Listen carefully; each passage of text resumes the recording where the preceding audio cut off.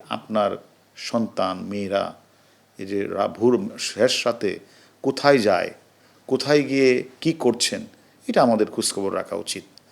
আমরা তো এই নগরে আমরা সবাই বাস করি। নগরে বাস করতে গেলে নগরের কিছু নিয়মকানুনও আছে।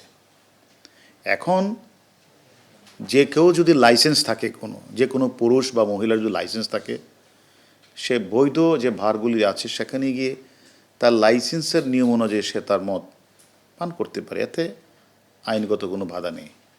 কিন্তু এক্ষেত্রে যেটা ঘটেছে যে রাতের বেলা গুলশানের মতো একটা মানে মানে একটা কি বলে ঐতিহ্য বা একটা সোসাইটি, যেখানে অভিজাত পরিবারের মানুষই সেখানে চলাফেরা করে, সেই জায়গাটার মধ্যে ভারের মধ্যে তারা মদ পান করেছেন, কারো কোনো লাইসেন্স ছিল না। সে মদটা পান করে সেখানে তারা মাতাল হয়েছেন। সেখানে মাতাল হওয়ার মতো মদ তারা বিক্রি করতে পারে না। এখন আমার প্রথমত কথাটা হলো যে ভারের যে মালিক যারা আছেন তাদের উচিত ছিল প্রথমত এই যে মহিলাগুলি এসেছে তারা যে কোনো ঘরের সন্তানই হোক, তাদের কাছে তাদের লাইসেন্সটা আছে কি না তা দেখে, তারা পারমিট আছে কি না সেই হিসেবে তাদের কাছে মদটা বিক্রি করা। একজনের কাছেও লাইসেন্স নাই, তারপরও তারা বিক্রি করলেন। আবার অতিরিক্ত মুনাফার আশায় তাদের কাছে এমন পরিমাণেই মদে বিক্রি করলেন, এমন পরিমাণেই মদ খাওয়ালেন, তারা সবগুলি মহিলাই তারা মাতাল হয়ে গেলেন, বেসামাল হয়ে গেলেন। এবং তাদেরকে উচিত ছিল বার কর্তৃপক্ষের নিয়ন্ত্রণ করা, সেটা তারা নিয়ন্ত্রণ করলেন না। অন্যদিকে এই মহিলাগুলি আবার তারা ভার থেকে বের হয়ে তারা রাস্তার মধ্যে গিয়ে যে পাবলিক নয়সেন্স করলেন এবং গুলশান সোসাইটির মানুষ প্রত্যেকেই তা দেখলেন এবং তারা ভিডিওতে ধারণ করলেন এবং সামাজিক যোগাযোগ মাধ্যমে এগুলি ভাইরাল করলেন।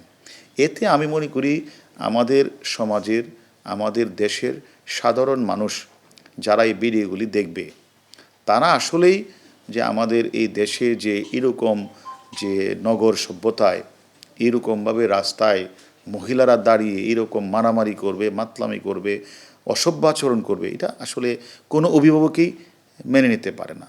তাই আমার বিনীত অনুরোধ থাকবে, এরা কারো না কারো ঘরের সন্তান, কিন্তু আমার বিনীত অনুরোধ থাকবে অভিভাবকবৃন্দের কাছে যে আপনার সন্তান মেয়েরা এই যে ভোর শেষ রাতে কোথায় যায়, কোথায় গিয়ে কি করছেন, এটা আমাদের খোঁজখবর রাখা উচিত। নতুবা আজকে এই সকল মহিলারা বারের মধ্যে গিয়ে মদ্যপান করে মাতাল হয়ে রাস্তায় মারামারি করেছে, কাপড় খোলার কাজ করেছে, এটা অন্য কারো ক্ষেত্রেও তো এমন করতে পারে।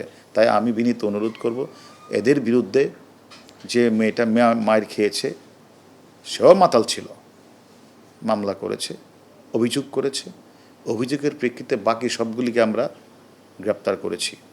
এবং আমরা মনে করি যে ভবিষ্যতে যদি এরকম কোনো ঘটনা আরও কোথাও ঘটে, আমরা তাদের বিরুদ্ধে কঠোর ব্যবস্থা গ্রহণ করব এবং যে ভারগুলি, বিশেষ করে যে ভারে এই যে অবৈধভাবে লাইসেন্স না থাকার পরেও তাদের কাছে মদ বিক্রি করেছেন এবং নিয়ন্ত্রণ করেন নাই, তাদের বিরুদ্ধেও আমরা আইনগত ব্যবস্থা গ্রহণ করব।